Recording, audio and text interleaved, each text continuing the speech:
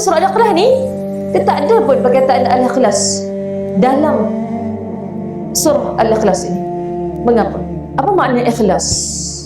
Ikhlas dalam beribadah, ikhlas dalam beramal. Okay, ikhlas dalam beribadah adalah kita melakukan ibadah tu hanya semata-mata kerana Allah.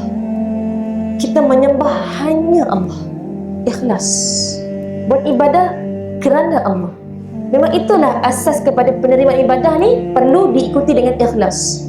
Kalau nak diterima segala amal ibadah ni, kena dengan ikhlas. Wa ma umiru illa liya'budullaha mukhlishina lahuddin. Tidaklah manusia itu diperintahkan untuk melakukan amal soleh melainkan untuk mengikhlaskan ibadahnya kepada Allah Subhanahu Wa Taala.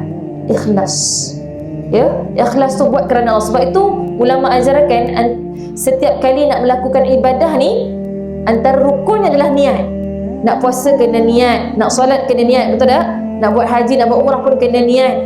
Pasal tak setiap niat tu, sama ada usalli ataupun nawaitu, akhirnya dimulakan dengan lillahi ta'ala, supaya dapat mendisiplinkan diri, membulatkan hati, yang menyatakan kita melaksanakan ibadah itu adalah kerana Allah, bukan kerana berhala, bukan kerana tahyul, barang-barang khurafat, ya, bukan kerana itu, tapi kerana Allah Subhanahu Wa Taala. Manakala ikhlas dalam beramal ini pula, kan, bila kita beramal ni, kita buat baik, ya, kita bersedekah dan sebagainya, masya-Allah tabarakallah, ia juga memerlukan ikhlas.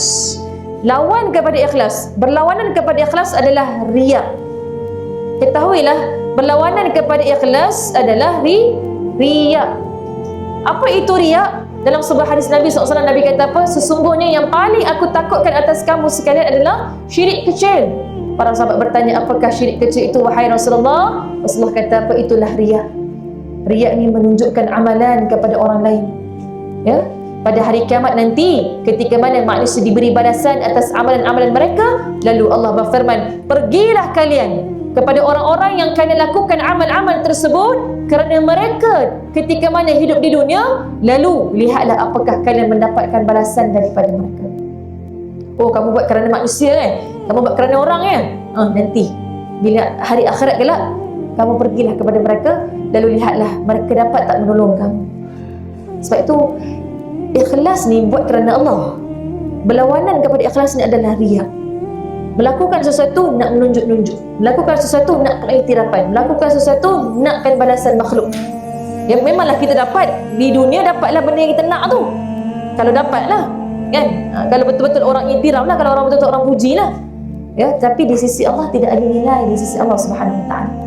Sebab itu nak buat sesuatu amal ibadah ni, ya, perlu ditanamkan sifat ikhlas.